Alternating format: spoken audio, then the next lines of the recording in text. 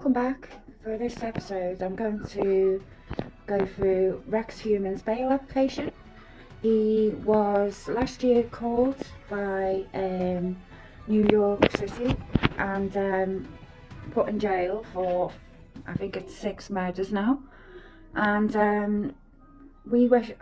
wish to have a look again through the bail applications. Got a lot of details about the forensics.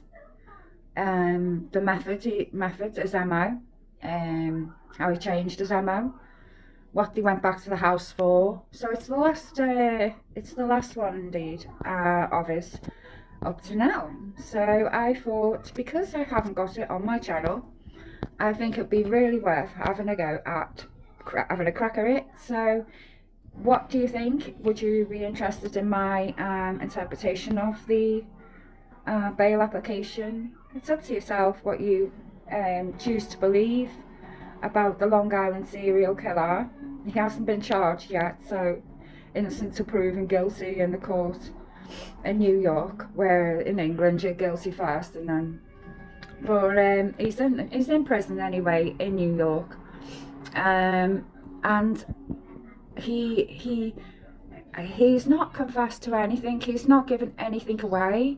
His wife goes to see him in court, has stood by him, showed support, and there's been a lot of controversy about how long it's taken for the Suffolk County Police to arrest this man and investigate the girls that were found on Gilgo Beach. Myself, I've had a look through things, I've sifted through things basically. I don't know the full outcome of what I'm going to read, because a lot of it is like nearly documents that I'm no expert on legal matters, but when you see something in black and white that tells you that this person's this, and you can really read between the lines, I've come to realise there may have been 2 killers that were operating. I have no idea though. These are all theories, and I would love to know what everybody else would be thinking, because we've come to a point in this channel that, you know, we've had a few things with the family. We spoke about Kenneth Heuermann, we spoke about George Heuermann, who was in the FBI, and things of that nature, and it seems like a type of mob situation, if you know what I mean. Very odd. I wouldn't want to live in a house like that after what I found out, but they chose to stay there. A lot of people as well are very supportive of the family. It seems like, oh yeah, cutting cannibalism pictures and all that weren't like a big sign enough for them. Like, but okay, I thought that enough's enough. I'm going to give my opinion on YouTube, and that's why I'm here today, to give you my opinion. I do have on my side, I've worked around law. I've also met a lot of people through it as well. You know, you meet all like walks of life, yeah. So this is a long time ago. You know, I didn't practice any law. You know, don't get me wrong. Worked around it. So I'm more of a I collected. I was more into the fraud side of when I worked in criminal defence, but I never realised what exactly I did till like about 3 years, like on and off, me working there. But I didn't want to get into reading documents, and in England it's a very, very private matter, but being privy to stuff, seeing stuff like this gives me a little bit of, I can read these documents and have a little idea of what's exactly there, and I do stay objective, because you know, I read out the indictments of P. Diddy, and I stayed neutral, but I've got to read the bail applications. I find the bail applications are more the interesting sides of the crime. You find more out on the bail application, because if you're denied bail, they have to give a very, very good, they've got an excellent reason to. You just don't You know what I mean? You're a danger to society. You can't be trusted, you know. So they explain a lot why you can't have bail, you know. So they detail it out a lot more. Yeah, it'll be interesting to read this again, because I don't know why Valerie isn't on this one, but it'll be a matter of time. Well, she won't be on the bail application, but she'll be in the documents soon enough, because he's pleading not guilty. So this is going to carry on for quite some time, you know. So we're going to be reading a lot of documentation, a lot of evidence, a lot of backdated crimes. Yeah. On July 14, 2023, the defendant, Rex Heuermanns, was charged with grand jury with the following 6 counts, which have been incorporated in Suffolk County indictments: murder in the first degree, a violation of New York State Penal Section 12527, a Class AI violent felony for the death of Melissa Bartholomew on about July 10th. A violent felony. Murder in the first degree in violation of New York.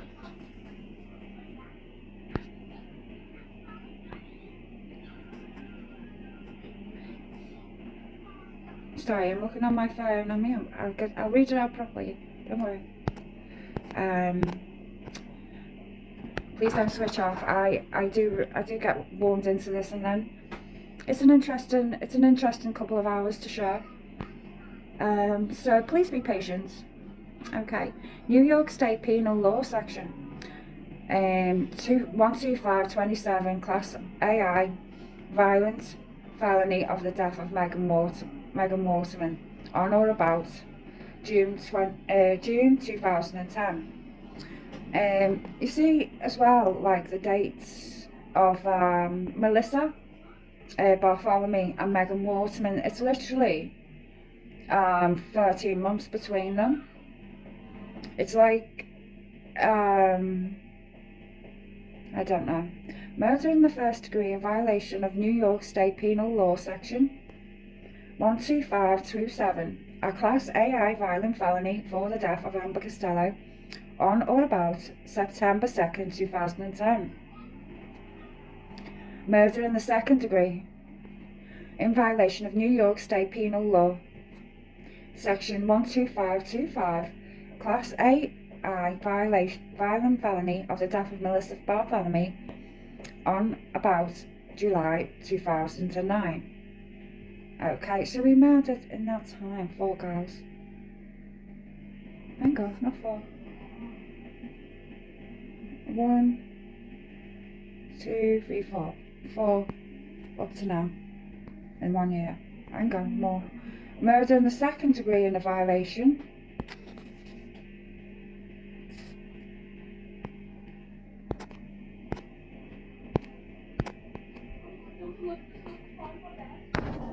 Murder in the second degree of violation of New York City Penal Code, Class II, violation felony for the death of Megan Waterman on June 2010. Murder in second degree of Amber Costello in September 2010. Now, that was quite a busy time for Heuermann. I'd like to know where his wife was on all them dates.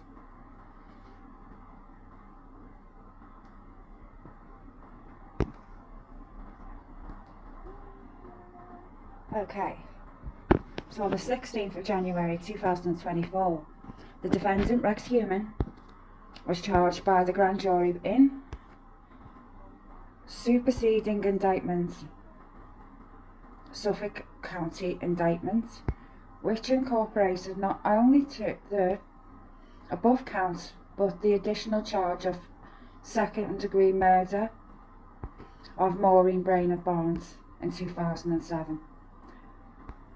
Today, defendant Heuermanns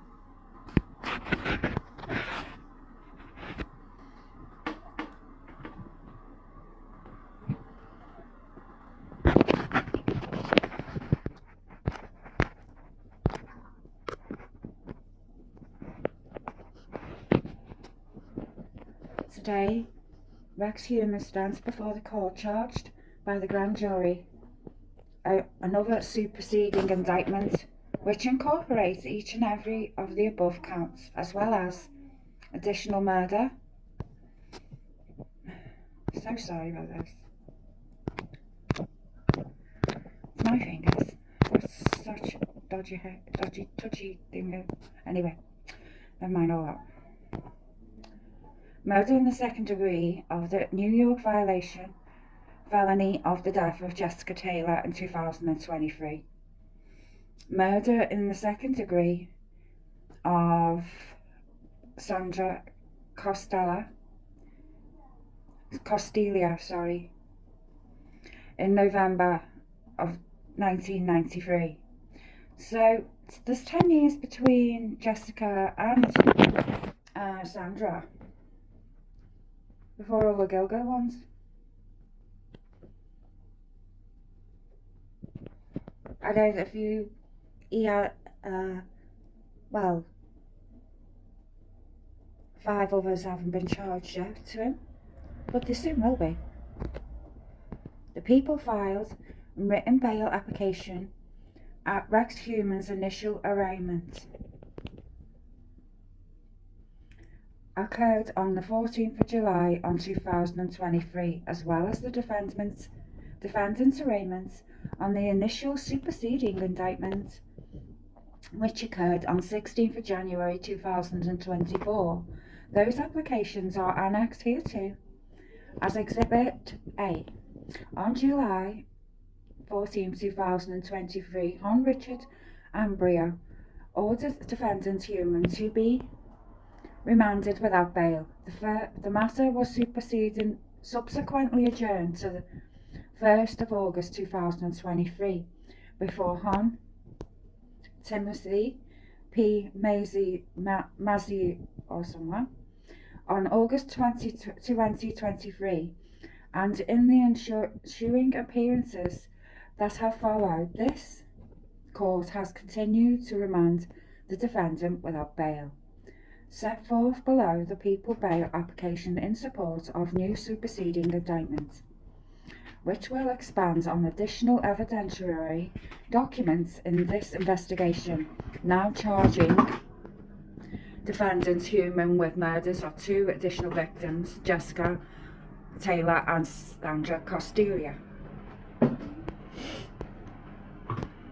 Based on the defendant Heuermanns indictment on the additional murder charges, as it pertains to now 5th and 6th victim, the serious heinous nature of these serial murders, the planning, the forethought that went into these crimes, the strength of the people's case, the length of incarceration the defendant faces upon conviction, the extended period of time that the defendant was able to avoid apprehension, and remaining facts set forth herein and contained with Exhibit A. The people remain steadfast that only means that to ensure Rex Heuermanns' return to court to remand him without bail again. On 2003 and 2011 discovery of human remains of Jessica Taylor. On or about July 26, 2003, an individual whose identity is known to law enforcement hereinafter, witness 1, was walking her dog, just went off Holesley Manor Road, Manorville, Suffolk County, New York. At the time, witness 1 observed what appears to be human remains, which prompted her to call 911. Upon arrival, members of the SCPD observed the remains of female later identified as Jessica Taylor. Miss Taylor was found laying on her back with her legs bent underneath her. Notably, the victim was decapitated and both of Miss Taylor's arms had been severed from her body below the elbows. Moreover, a tattoo on the victim's torso had been severely obliterated by a sharp object. Investigators believe the mutilation of the victim's tattoo decapitation of her head and the dismemberment of Miss Taylor's arms were acts perpetrated by Rex A. Heuermann to ascertain and exhibit the identification of the victim via face recognition, fingerprints and tattoo identification. During the initial investigation in Manorville in 2003, the victim's head and arms and hands were not found at the scene, and their location remained unknown to law enforcement for approximately 8 years. On March 29, 2011, Miss Taylor's skull, hands and forearm were discovered along Ocean Parkway, just east of Gilgo Beach, Suffolk County, New York. Notably, Mrs. Taylor's remains were located on the same side of the road where Maureen Brainerd Barnes, Melissa Bartholomew, Megan Waterman and Amber Costello, hereinafter the Gilgo Four, had been found just several months prior to December 2010. Each of the Gilgo Four victims, as well as their skull, hands, forearm and Miss Taylor were recovered on the same side of the road and depth of within 50 feet of the edge of the parkway. Furthermore, Miss Taylor's remains were located less than a mile where the Gilgo Four were discovered. See embedded image on the following page. Hereinafter, spaces left intentionally blank.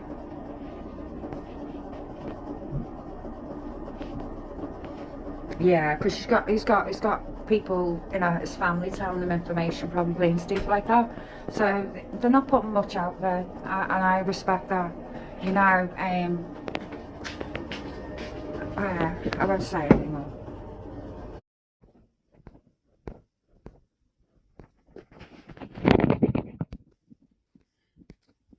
Information relevant to the disappearance of Jessica Taylor.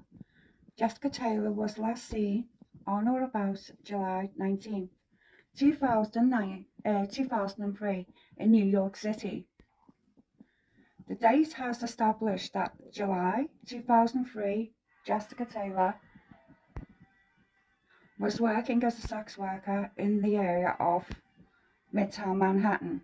On July 21st, 2003, at approximately 8:40 p.m, Miss Taylor utilised her cellular, hereinafter the Taylor phone, to speak to her mother.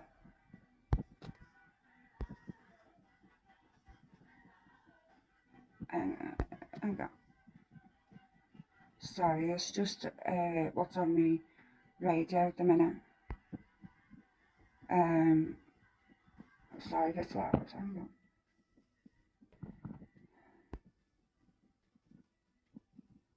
I've got my daughter at home, so she likes to listen to the doors all day.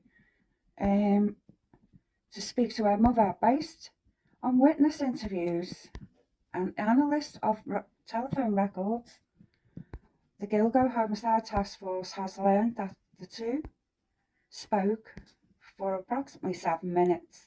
During the call, Miss Taylor had arranged, I think, to go and see her mum. To see her mum on the birthday on the 25th of July.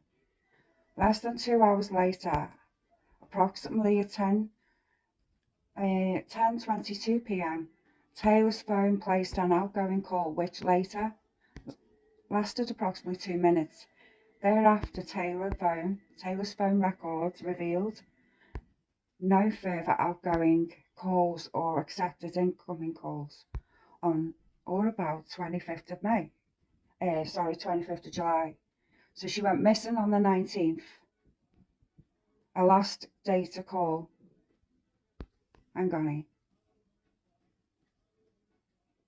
Sorry, last anyone heard of Miss Taylor was on the 21st. Right? But she was last seen in July in Midtown Manhattan. Okay, do you understand so far? And then on the 25th was our last call, outgoing call. Lasted 2 minutes, and that was it on the 25th. So as far as we know, things were okay with Jessica on the 20th. I don't know. On the 25th, she made that call.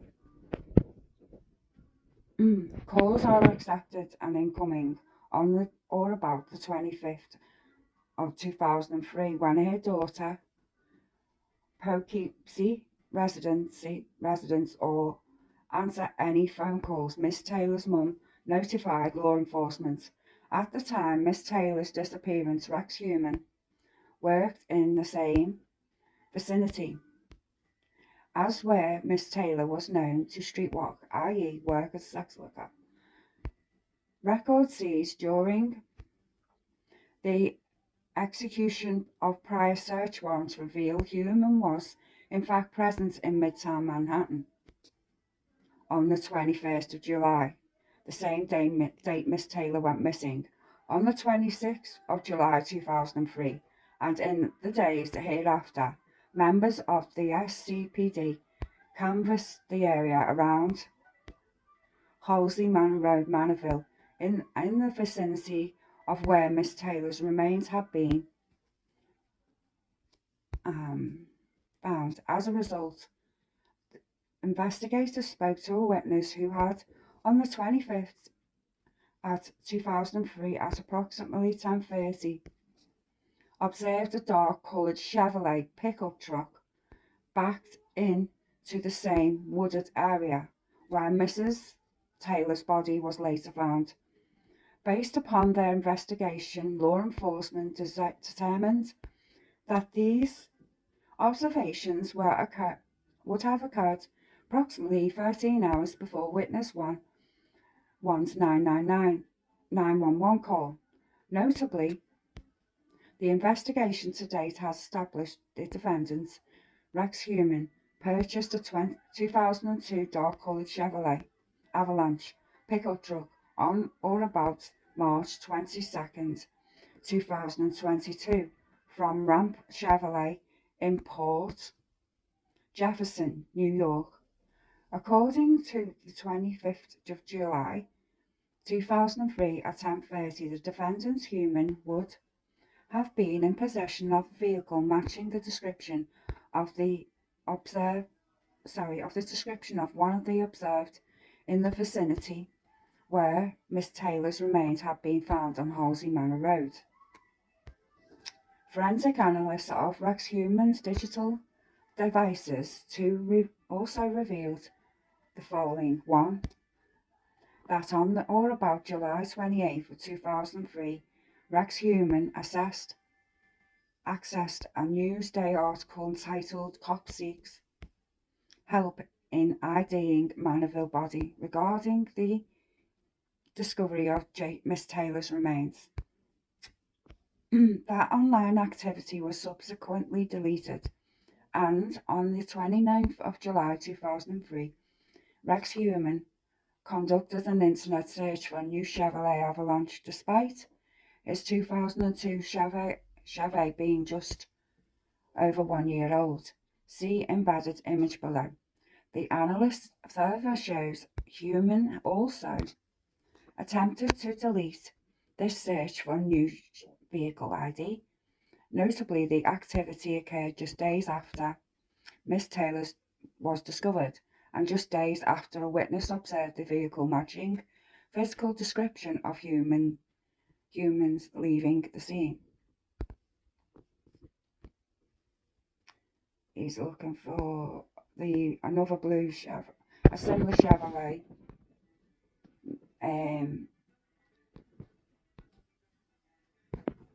These are the details of that search. And when he deleted it, he just had a basic Microsoft, computer like everyone else.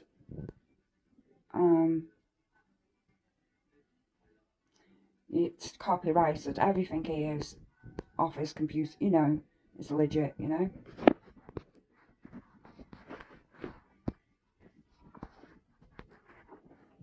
Finally, while the make of the model of the vehicle Heuermanns searched for is the same as his 2002 vehicle, Chevy Avalanche truck. The exterior colour is different, i.e. arrival blue, see embedded image, as well as another in Summit White, which are significantly brighter exterior paint, offering the Chevrolet when compared to Heuermanns' dark 2002 Chevrolet Avalanche. Hairs recovered from the remains of Jessica Taylor. During the course of the investigation, Jessica Taylor's body was examined by the forensic scientists of Suffolk County Police Crime Laboratory, whereinafter SCCL, which revealed that Miss Taylor had been decapitated, dismembered by her arm below her elbows, and revealed irregular disruption of the victim's nipples and the obliteration of her tattoo during an examination of Miss Taylor's body. Male human remain was recovered, specifically from the surgical drape that they had been underneath the victim, hereinafter a male hair underneath Taylor's body. A subsequent examination of the male hair underneath Taylor led to the determination that it was a human hair with Caucasian European characteristics. However, it was based tested capabilities at the SCCL unsuitable for further DNA testing at the time. On or about August 24, 2023, the Gilgo Homicide Task Force brought a cutting of the male hair underneath Taylor. And I want to mention, just pausing for a second, that a lot of Victoria's art, she's into surgical equipment, surgical drapes, and of such like. And it's very telling, you know. He was using these things on these Gapolgals. Oh God, can't imagine. Yeah, anyhow, the underneath Taylor without forensic laboratory previously referred to the Exhibit A as Forensic Laboratory 2, which specialises in forensic mitochondrial analysis. On or about 2004, Forensic Laboratory Issue 2 issued a report concluding that the mitochondrial DNA profile developed from the male hair underneath Taylor and the profile developed from the defendant's buccal swab are the same, specifically at the rate that would, as per the EMPOMP database, excluded 99.96 of a North American population. It's very particular, so it's in North America population as the contributor of the hair recovered underneath the decapitated, dismembered remains of Jessica Taylor. It's funny that people of the family who want to defend their parents for their wrongdoings, Victoria, Lisa, they're not reading these documents because they know what they've done, because the hair's all over their bodies and it's so blatant. He thought he could just get away with it. He got messy. On the 8th of March 2024, the Gilgo Homicide Task Force brought a cutting of the male hair underneath Jessica and the DNA abstract of Rex human buccal swab to an outside. Okay, witnesses of Suffolk County Medical Examiner's Office have determined that the irregular disruption of the victim's nipples did not occur naturally, and one possible cause of such disruption is the post-mortem mutilation of the victim's nipples. EMPOP is shorthand for the European Database DNA Profiling Group, Mitochondrial DNA Population Database, which is a web-based collection of human mitochondrial subsequence data for a version of populations worldwide. The North American database includes 12,386 sequences of North American forensic significance. Independent laboratory, previously referred to Exhibit A as Forensic Laboratory Exhibit 1, which applies DNA techniques and direct genome sequencing in difficult to solve forensic casework and the identification of human remains. On or about April 29, 2024, Forensic Laboratory 1 issued a report indicating it had developed nuclear DNA profile for not only the male hair underneath Taylor, but also from Rex Heuermanns' buccal swab. Forensic Laboratory 1 was then able to conduct one-on-one autosomal nuclear DNA comparison between said profile developed from the male hair underneath Jessica Taylor to Rex Heuermanns SMP genophile developed from his buccal swab, which resulted in the conclusion that the DNA profile generated from the male hair underneath Taylor is 1,837 times 10 to 603 times more likely have come from a person genetically identical to Rex Heuermanns SNP genome type file than from another unrelated individual.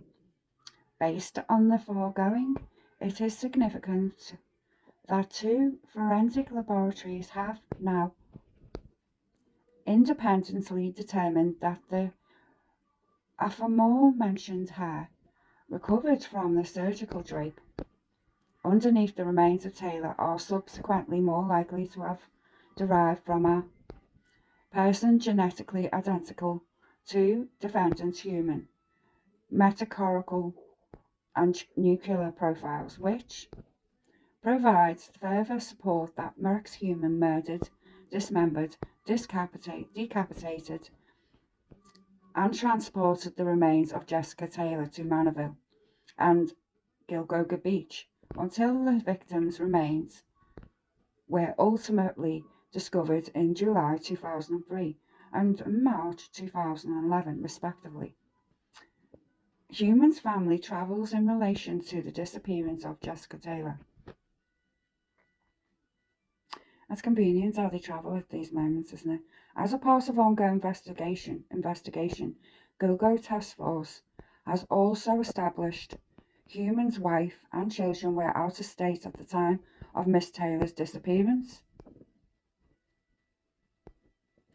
and murders and consistent theme attributable to the defendants for each of the charged homicides thus far, which would have allowed the defendants unfettered time and opportunity to execute these crimes. Specifically, in 2002 and 2003, defendant Heuermanns' daughter, Victoria, was a kindergarten student at the McKenna Elementary School located in Massapequa Park. Yeah, but they're not mentioning when she was 14 and 15, 16. The time Jessica, and they had a big one then, just the same as this. Victoria was classmates with an individual whose identity is also known to the law enforcement hereinafter as witness 2. based on post-arrest interviews with witnesses, including witness two's family of Victoria Heumann.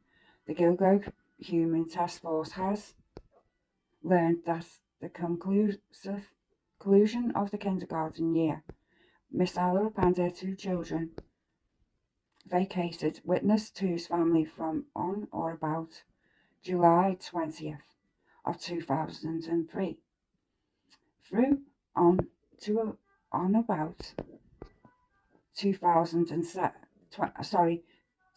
July 27th, 2003. So her mother hears from her on 2005. Allerup goes to Iceland or wherever in 2003 and comes back, only vacates for 2 days to go on a trip with these people. Jessica goes missing, let's say, on the 25th of July 2023. So he had 2 days, perhaps, with Jessica alive. These witness accounts have been corroborated via telephone records and electronic data seized during the execution of July 2023, which were with search warrants, 2023 search warrants. For example, the agents of Gilgo Homicide Task Force seized AT records which details calls made to and from the Heumann residence in July 2003. See embedded exhibit on the following page. The records show that during the aforementioned family vacation, the landline telephone associated with Heumann residence, which is located in 015 First Avenue, Massapequa Park, here and after the target residence.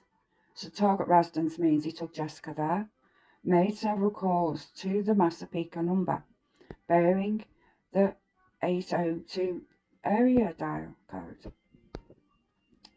Further investigation has tied the phone to Smuggler's Notch Resort. Thus, investigators believe defendant Heumann made these calls from target residence in Massapequa Park on his family staying in Jeffersonville in Vermont. AT&T long distance calls. Okay.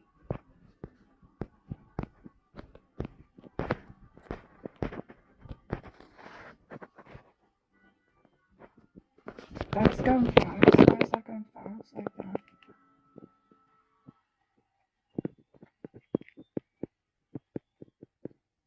Hang on a second, please.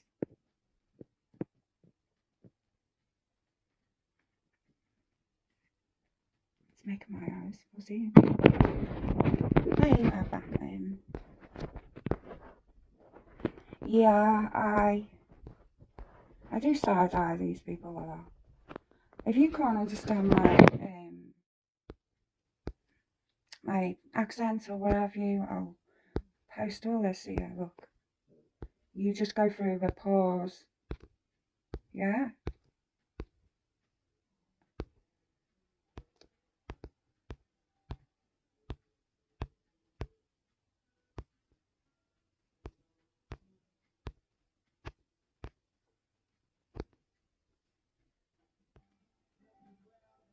This is when he was making calls to his wife.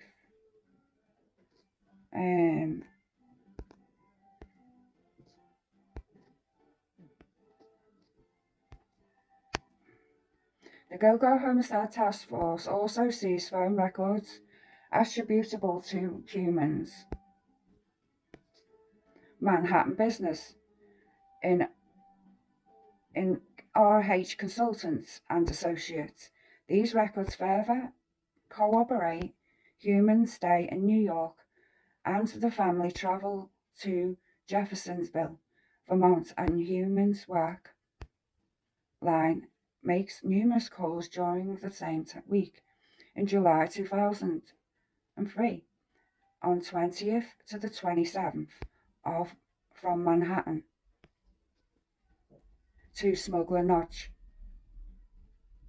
He's that skingy, he's got a phone from his office. Put it on, like, you know, tax deductibles. Yeah, see there.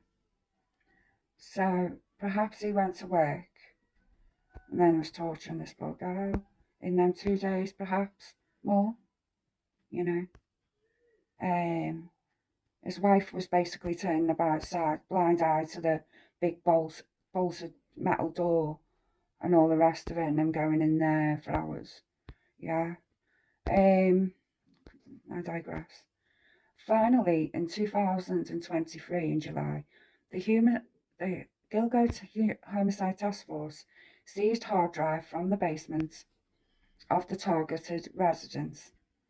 An extraction and analysis of the hard drive revealed that contained a Palm Pilot backup file which required to contain the defendant Heuermanns' datebook or calendar for the relevant dates. The Gilgo Task Force subsequently hired a digital forensics expert to utilize the native Palm software they were able to convert the above data into a readable format.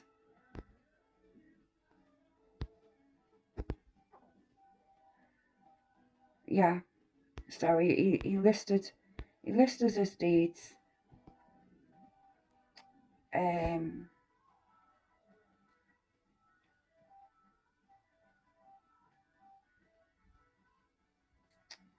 You know,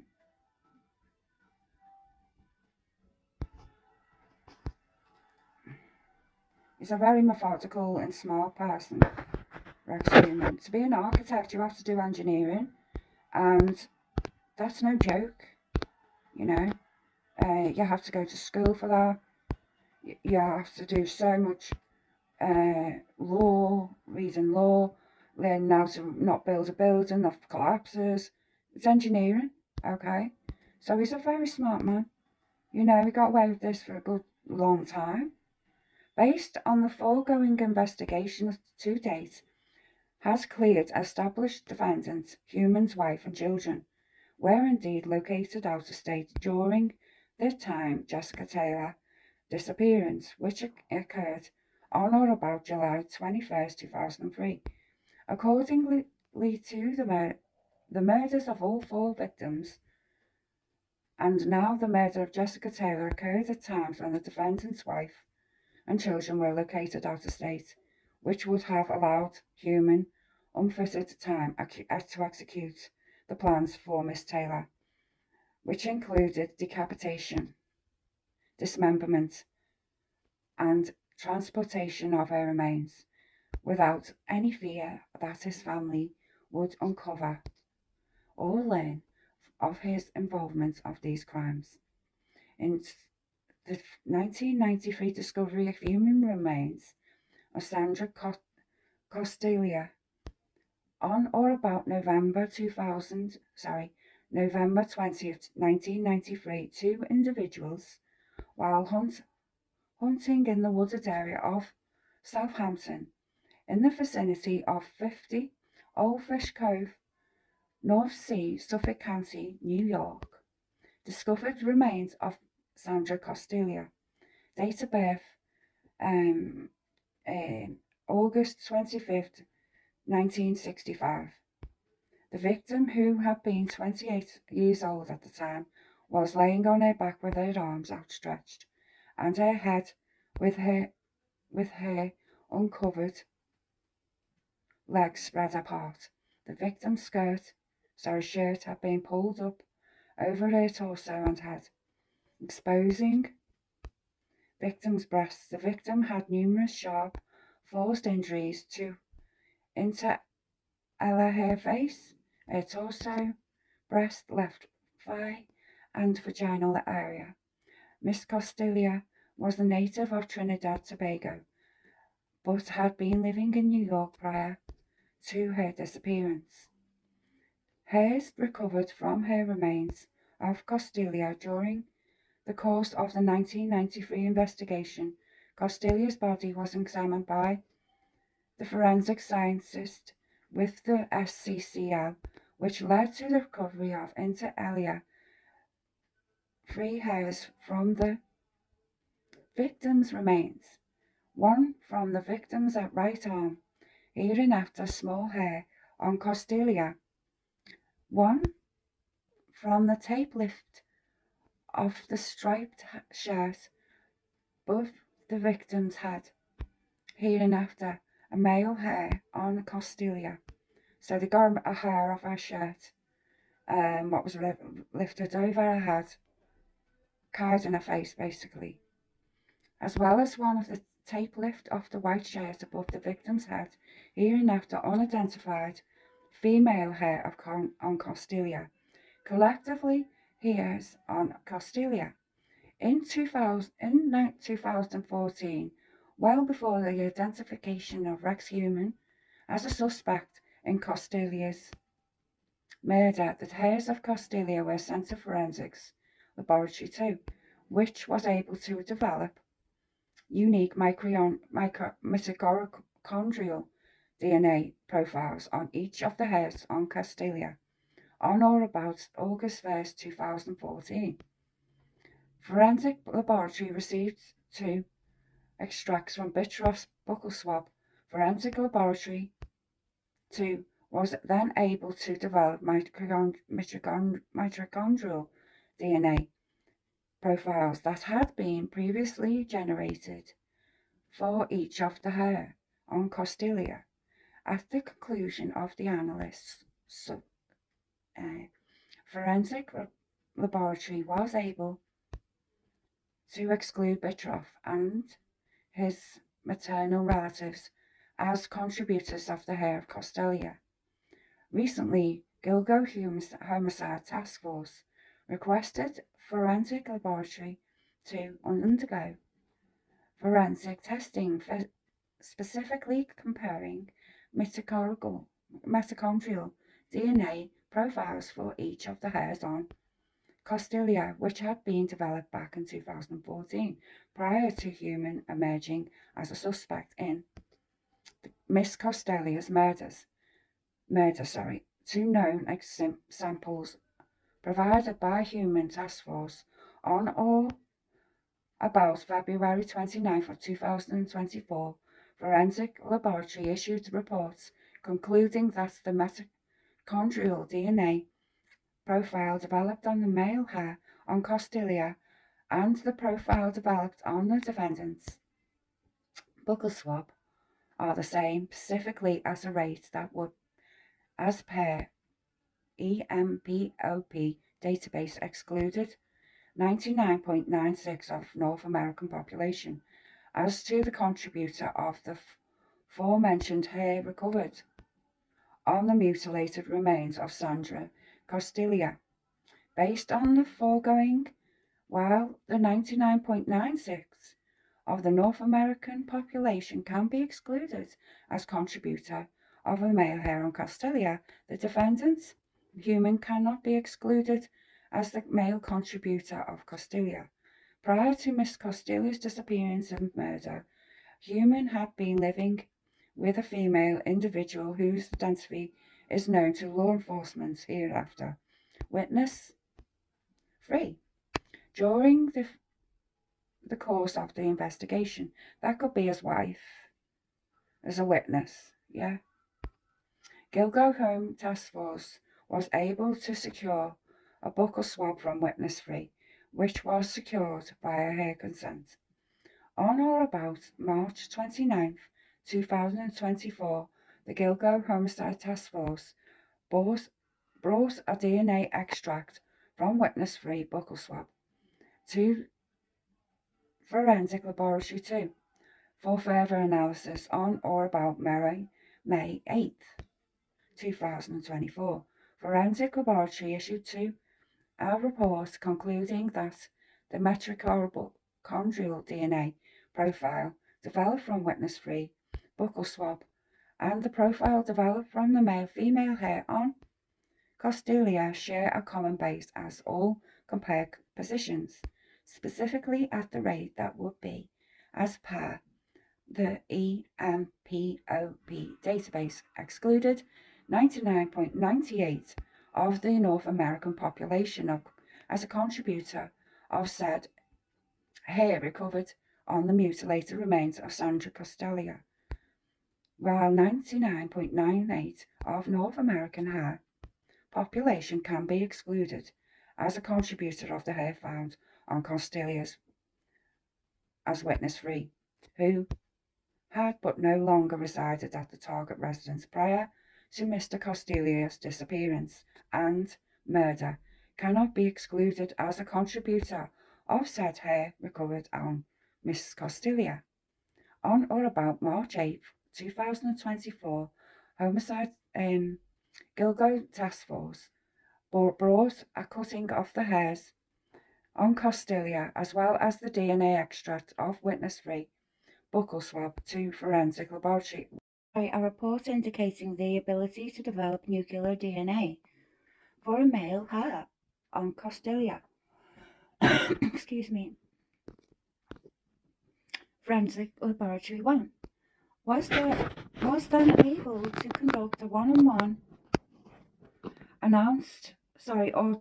autosomal nuclear DNA comparison between said profile developed from male hair on Costellia and Rex humans SNP genotype file developed from the buccal swab, I hate that word, which resulted in the conclusion that the DNA profile generated on the hair on Costellia, which was recovered, was from Mr. Costellia's mutilated remains, is 4,347 times 10 302 times more likely to have come from person genetically identical to humans SMP genotype file that from the unrelated individual. Forensic Laboratory 1 was also able to generate nuclear DNA profiles from not only the extract from witness-free's buccal swab, but from female hair on Costellia. Forensic Laboratory 1 was then able to conduct a one-to-one autosomal nuclear DNA comparison between said profile developed from from female hair of Costellia, was resulted in conclusion of the DNA profile generated from female hair on Costellia is 4,578 times 10 of 1,040 times more likely to have come from a person genetically identical to witness-free of SMP genotype file than from an unrelated individual. Based on the foregoing, is significant that the forensic laboratories now have independently determined that the male hair recovered was from the mutilated remains of Sandra Costellia. Humans' mitochondrial DNA and nuclear profiles. Additionally, both laboratories were able also disappearance and the murder to the female hair recovered on Mrs. Costellia's hair remains. The foregoing provides further support that Rex Human mutilated, murdered, and transported the body Sandra Costellia to Southampton.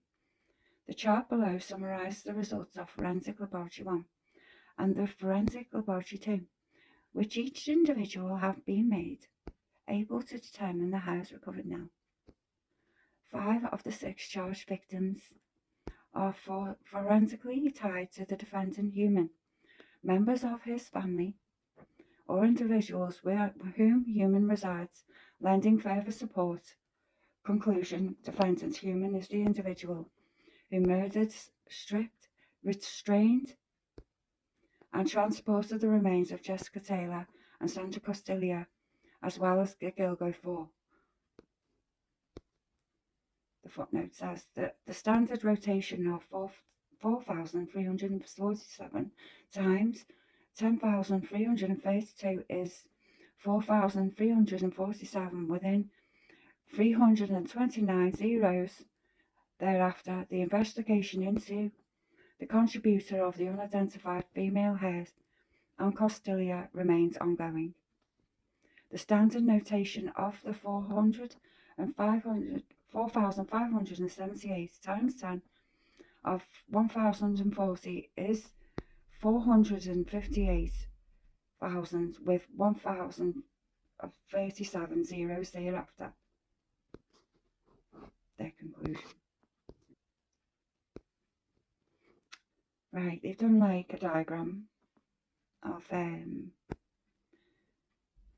really they should have put the time scale on this, you know, of the victims as well.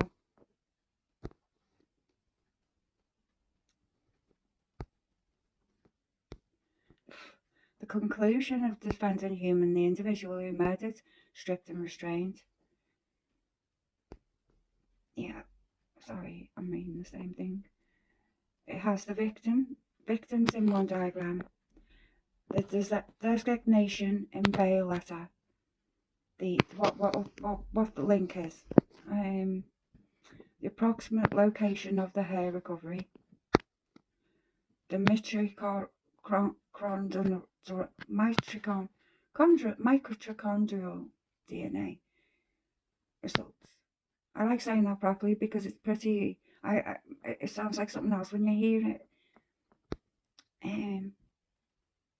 Nuclear DNA results. So we start with Sandra Costilia, male hair on Costilia, approximate location of the hair recovery, tape lift off the stripped shirt above the victim's head. The DNA results. 99.96% of North American population can be excluded, but not Rex human. Nuclear DNA results. 4,347 times 10 of 332 times more likely come from an individual with the identical genetic profile of Rex human. Sandra Costilia again, they've writ out a female hair on Costilia. Victim's right arm, it was located, was 999, this hair was 99.98 of North American population, so can be excluded but witness free. Now that could be his first wife. 4,578 times 10. 1,040 times more likely to come from an individual genetically related to witness free. Jessica Taylor's male hair underneath Taylor on the surgical drape underneath the victim. 99.96 of North American population can be excluded, but Rex human. 1,836,000 times, 7,000 times 10 freaking else times more likely to come from an individual identical to genetic profile of Rex human. Maureen Brainerd Barnes, a female hair on Brainerd Barnes. Buckle of the belt restraining lower body.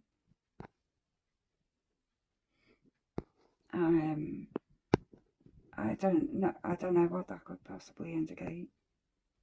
It's not on there. It's 1 trillion times more likely to come from an individual identical to the profile of an Asa Alarab.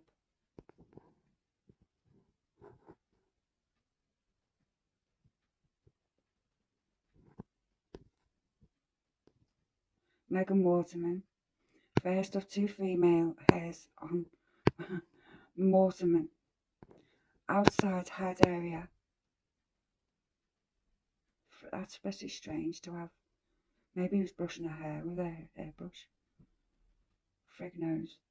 99.969 of North American population can be excluded, but not Asa Alarip or Victoria Heumann.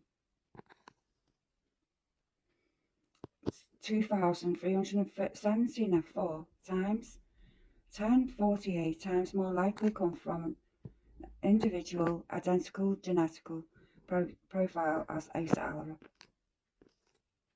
Megan Waterman, second of 2 female hairs on Megan Waterman. So it's the second hair on Megan Waterman. Tape in the area of her head. There's 2,778 times 10 of 480 times more likely come from identical as Asa Alarip. Megan Waterman, right? So there was 3 hairs on Megan Waterman. Bottom portion of the burlap. 99.96 of North American population can excluded, but not Rex Heumann. 1,408 times 10 of 169 times more likely to have come from an individual with the identical genetic profile of Rex Heumann. She must have had a tough one, that one. Amber Costello, female hair on Costello. Tape in the area of the head again. So maybe it's tape. I reckon it's a duo, me, the pair of them. I really do. Like Fred and Rose West, just reminds me so much of them. 99.98 of North American population can be excluded, but not Asa Alarip or Victoria Heumann. 4,658 times more likely to have come from an individual identical to genetic profile of Victoria Heumann. See, Rose West used to like taping the faces up, as he was, torturing them, as well. So it's just got a ring of that to it as well. Humans unfettered access to target residence during the disappearance of murder of Miss Sandra Costello. As noted, based on the post-arrest interviews with witnesses, the Gilgo Homicide Task Force have learned that witness-free, the defendants began living together at target residence in 91. In September 1993, approximately 2 months before Costello's disappearance and murder, witness-free moved out of target residence. Prior to witness-free leaving target residence, Heumann's mother moved out of target residence too. Okay. Based on the foregoing, neither Heumann's mother nor witness-free were living at target residence during the time Costello's murder. Accordingly, okay, hang on.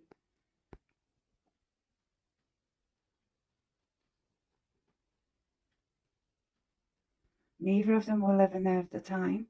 According to the murders of all 4 charged victims, and now the murders of Miss Taylor and Costello occurred at times when the defendant Heumann would have had unfettered time to execute his plans for each victim, without any fear that his family or others residing at the target residence would uncover or learn of his involvement in the crimes.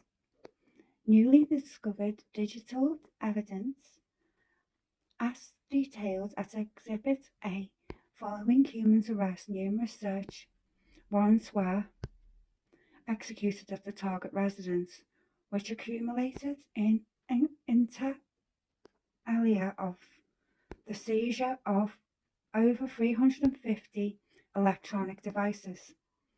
In the months subsequent to Heumann's arrest, the Gilgo Homicide Task Force had has attempted to extract, analyze data from each of these devices. As an analyst of these devices has revealed humans' significant collection of violent, bondage and torture pornography, currently dating back to 1994. The pornographic images accessed by humans include, but are not limited to, breast mutilation, vaginal torture, sex substitution, i.e. penetration with an object, the sexualization of decapitated women, bondage and whipping, which notably and largely coincided with how remains of Sandra Costelia, Jessica Taylor and Valerie Mack were discovered. Moreover, the analyst of the hard drive recovered from the basements of the Heuermanns home. The Go-Go Task Force recently discovered a Microsoft Word document titled HK 2002 to 2004 probably means. The document was discovered in unallocated space. Allocated space referred to stored data that the computer is using, files that are viewable and able to be opened by user. On the other hand, unallocated space refers to unable or unstructured data which is not readily viewable and able to be opened by a user.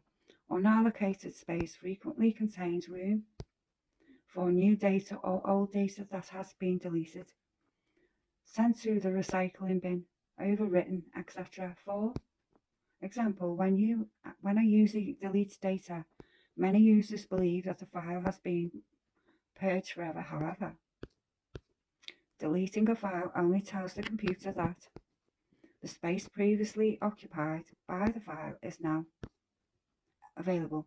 The deleted data will remain in unallocated space until further file is written over it. Data contained within unallocated space can be retrieved via a computer forensic extraction method called file carving. Forensic analysis of the HK 2002-04 document reveals that it was not only a locally created draft, i.e. not downloaded from the internet, but also recovered.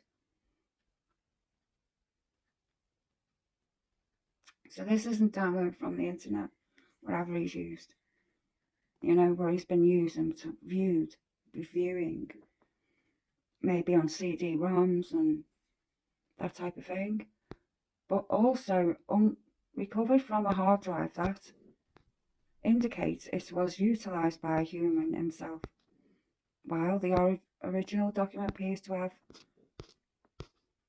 been created in 2000 based on its original title 2002-3. It's an iteration of web document titled HK 2002-04 appears to have been created and modified between 2001 and 2002. Right. To be referenced to calendar years. Task Force members also believe, based on the foregoing and the facts of fourth infra of Microsoft Word document, to be planning document utilized by human to methodically blueprint and plan out his kills, hereafter referred to as HK planning document, attached to hereto Exhibit B.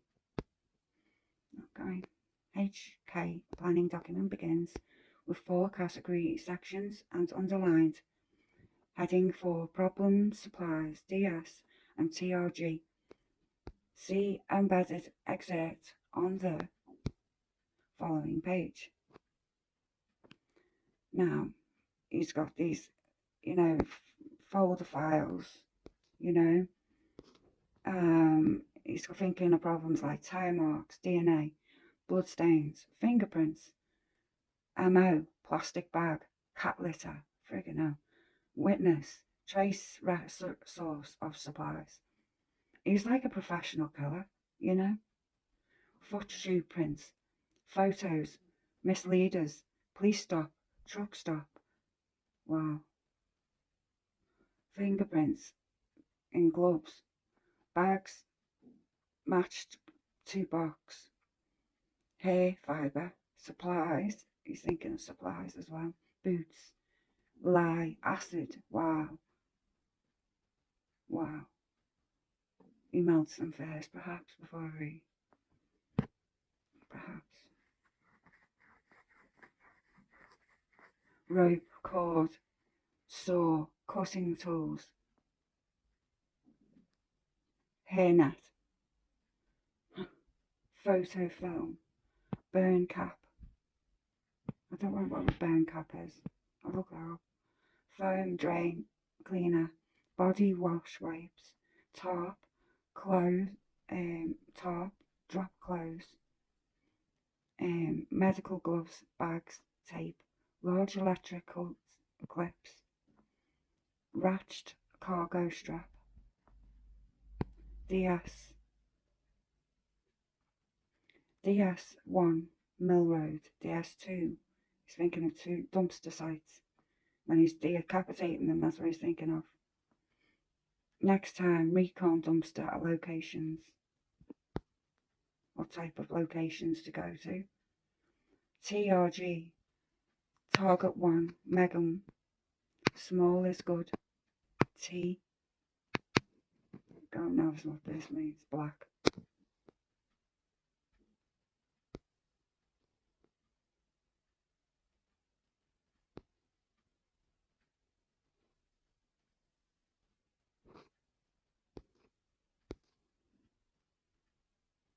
Based on the Gilgoat Homicide Task Force training and experience, and members believe problems to be the guides on issues to avoid apprehension, supplies to be the reference, what supplies are needed to carry out serial murders, to avoid apprehension and to avoid leaving DNA behind evidence.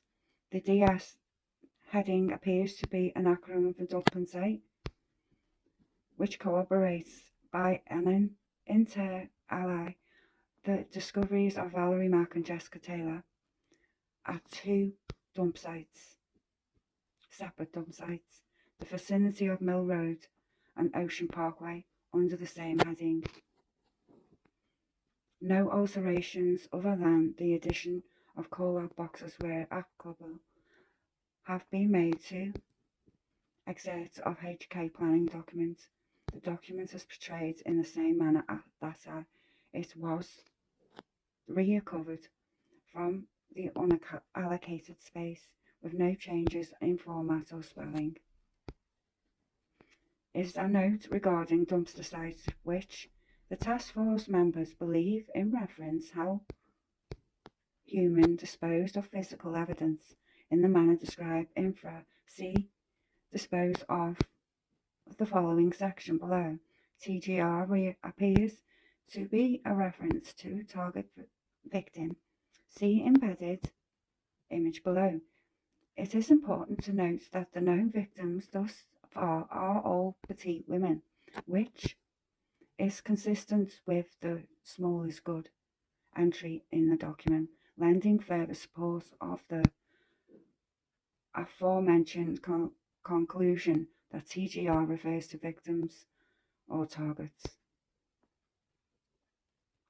With regard to the S section of the document, it is important to note that the human remains of Jessica Taylor, discovered 2003, as well as Valerie Mack, discovered in 2000, were dumped in 2 locations.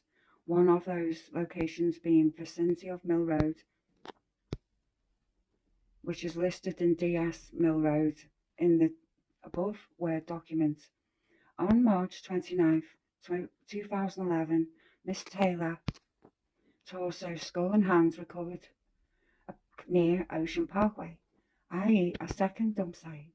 On April April 4th, 2011, I'm having bad panic attacks and the minute my voice is a bit jittery. The Manaville area, which did not yield the recovery of additional sets of remains. Sorry, I've missed a sentence. Ocean Parkway, also a second dump site. The recently discovery of the document prompted the April 2024 cadaver search in Manaville. Remember that search in Manaville in 2024, which did not yield the recovery of additional sets of human remains, thereby reinforced the task force members to believe that the HK planning document refers to humans' preparations for either Jessica Taylor or Valerie Mapp. The HK planning document in humans computer that then delves into 3 categories. The section with the heading of pre-prep, prep, and post-event. See enabled excerpts below. EJ investigates. I'm going to put another channel up just on Morbid Sunshine, and it's going to be a mix of story as well as leads, what happens, basically like telling the public about certain cases and giving information and telling a story, basically. But it isn't a story, it's true crime, basically, true crime story time. But I'm going to keep second this channel as well as that. I'm not got it up and ready yet, but it will be soon. Yeah, we were reading this and I stopped for a little break because I've got an migraine and it's not great. So I have to stop. I read too much that weekend. But we're up to where he's up to page 28. So let's read on. Moreover, the reference in the Things to Remember section to utilise push pins to hang drop clothes from the ceiling, not tape, as well as manifesting concerns regarding sound travel, indicates the referred incident would have occurred indoors and likely inside of target residence. Okay, that's in big capital letters there, so that's in his residence, okay, where they're living now, which is a controlled environment that human would not only have been familiar with, but also an area where human would have access to his tools and supplies. Drop clothes would also serve the twin purpose of limiting the spread of forensic evidence such as blood to a confined space, as well as a controlled sound travel, which would have led to more playtime, which is believed to be reference to sexual and mutilation acts perpetrated on victims. Additionally, with Heuermanns' family out of state, defendants would have had unfettered time and exclusive access to the target residence, allowing Heuermann ample opportunity to execute and clean up after these crimes. Finally, the HK document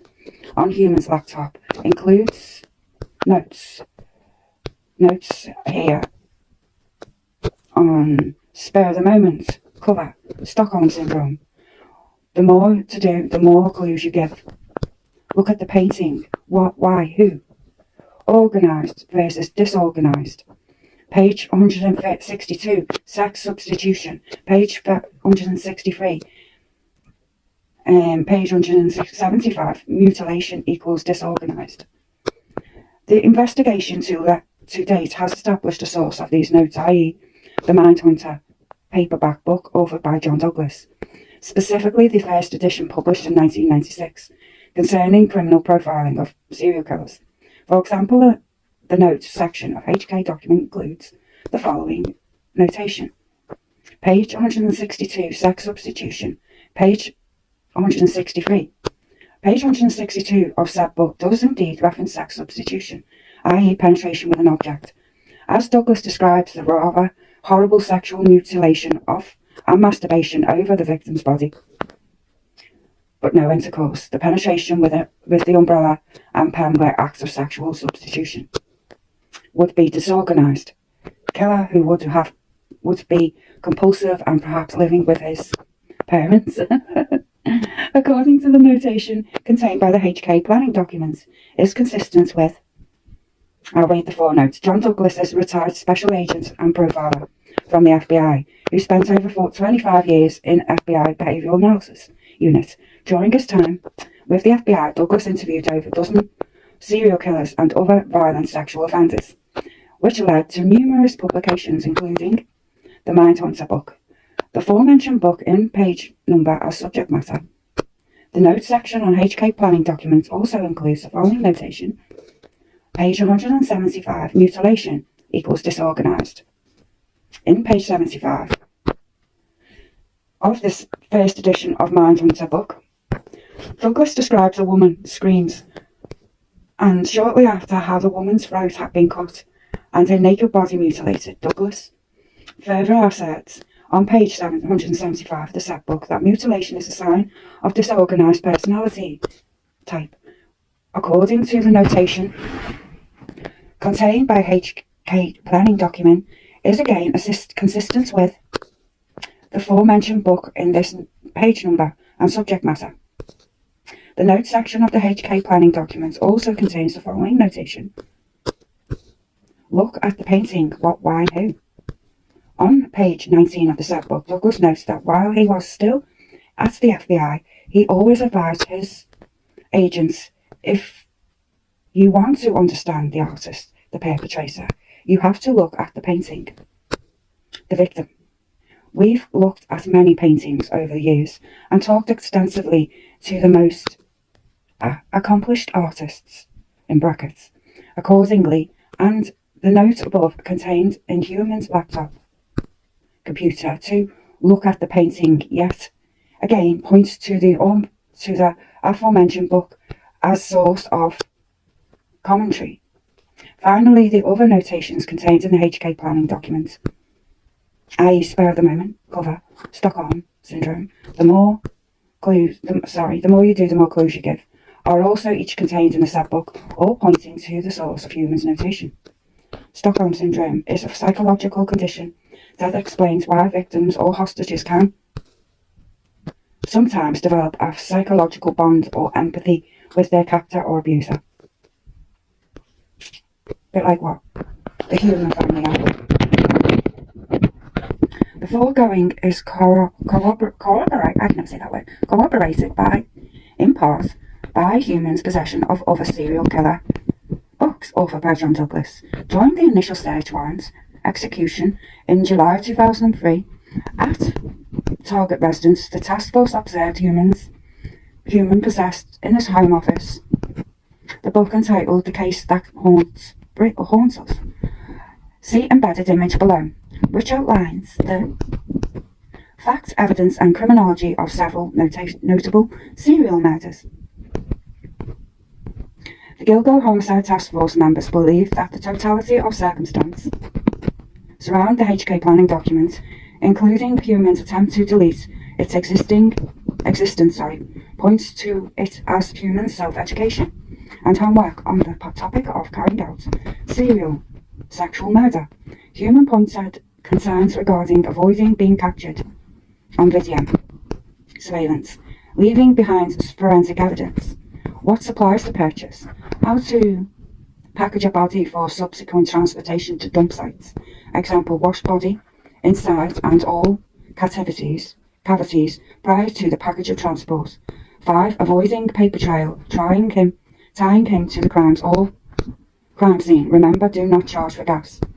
Number 6. Concerns regarding noise air travel which could inhibit playtime. And 7.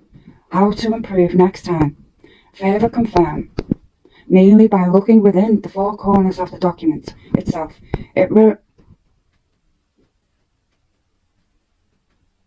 its relevance in this regard.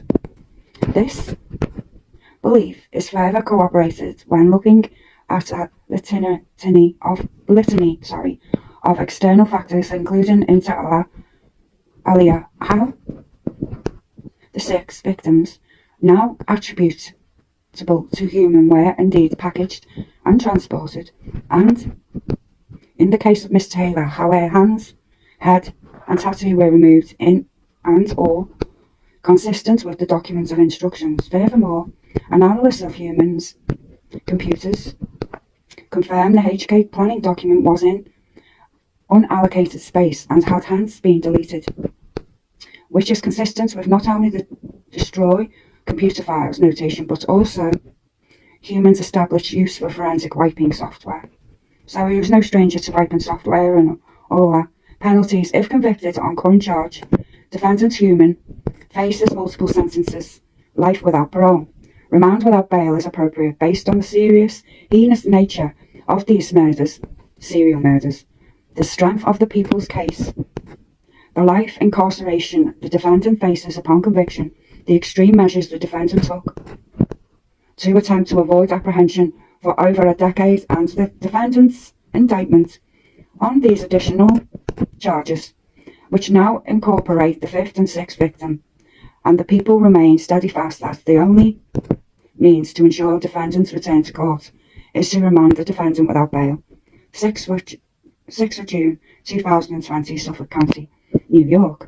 Ray Tierney, District Attorney. Right, okay.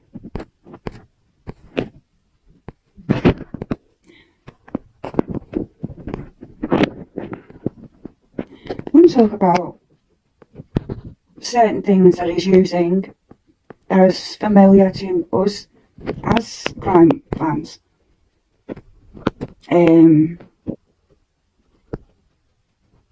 I have no idea what booties mean. I think they mean boots. He has certain type of boots for this. He has a certain type of camera. Everything is for. His money's being spent on lying acid, a police scanner. I don't know how easy. I mean, why does he have possession of one of them? Tarp, clothes. No mention of burlap in this on supplies. But tarp is like plastic version of burlap. It's probably the worst thing to use. But burlap's biodegradable. It disintegrates, doesn't it? Where he's always got a story set. You know, the way he knows how old cameras are certain are, and washing the body cavities, but he got the fingers evidence. They must have been all over that body for them to have hair on their head and things of that nature. He was doing it inside. He wasn't trying to wake up the neighbours or his family. He was using, and it might be like, drugging them perhaps. I especially feel that Charles Hackett had some connection with this. I mean, it's strange how his son committed suicide, that's a very desperate thing to do. People don't just commit suicide for nothing. And I want to look into Hackett in that way. I want to focus on that and bringing an end to Shannon's case, because who's to say Heuermann had any involvement in Shannon? It has all the ring marks of it, though. That's why it's so critical to make sure he's ruled out. Yeah, I mean, Bitroff was nearly charged with Sandra Costello's murder, but it wasn't for the evidence of her. He wouldn't been caught. Hang on, Sandra Costello. I'm sorry, I don't know, but I want to see if there was any evidence on Sandra. There wasn't there? There was hire from his wife at the time. See what I mean? It's like he's bringing them over, he's treating them like fucking animals, basically.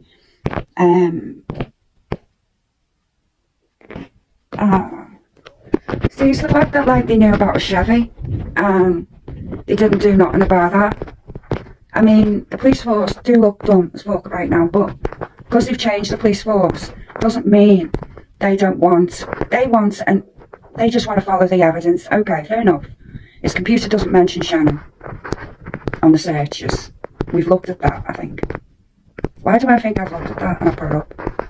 Probably because I've went through other, male hair on Costilia.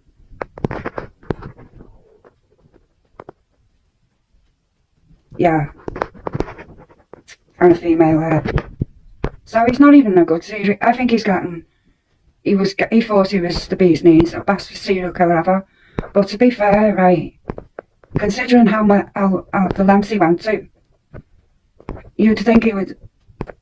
I mean, he's bought lye, acid. He's clearly got rid of pot bodies on his own in places, burial sites, other than Gilgo, maybe at Gilgo, putting a lye on them there, and all the rest of it. I don't know what that is about. I think that's pretty. It's like a professional who's doing it, yeah. Like, it is quite mobster-like, his list. Just reminds me of something a mobster would do. I've seen a few mobster case files when I worked in the solicitors, and they're more organised, you know. They know what they're doing. They're not making a mess. You know what I mean? That's the way he's planned it. He's definitely had a taste of this and thought, yeah, I can get away with this. Yeah, they're dumb. Yeah, they're corrupt. They're overworked. The police works to his advantage. Then he's in a gun club where people probably have an organisation outside the gun club. Who knows? Who knows? And know of humans' behaviour. I think they do.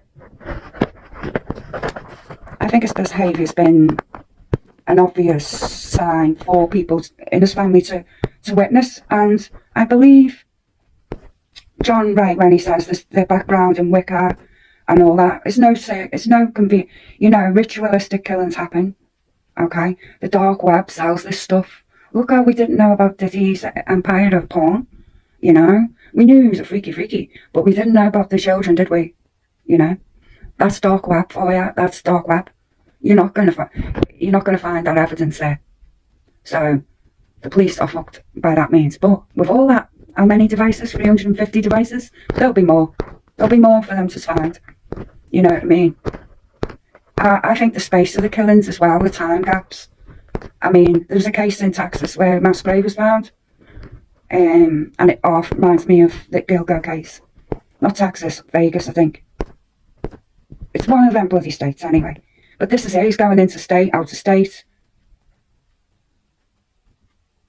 You got to stop them state thing, got to get together on them laws and sort them out, America, because each state, you just welcome this type of behaviour, you know, to carry on. People jumping state to state, you know. But by having states, you can also charge people with trafficking, which is rightly so, you know, because in cases like that, you know, feds get involved, and that's what will happen here. And unless this is federal. I have no idea, because he's not going out of state, is he? This is all for one state. So, he's got away with this. I'll be honest, if it was a federal investigation, there'd be all kinds going involved. It wouldn't be, this wouldn't be the only evidence we have. I think the feds will get in if he's charged with any out-of-state ones. And I'm waiting for that. I'm praying for that. Anyway, guys, that's all I've got for now. Love you and leave you. Take care. Bye-bye. Mwah.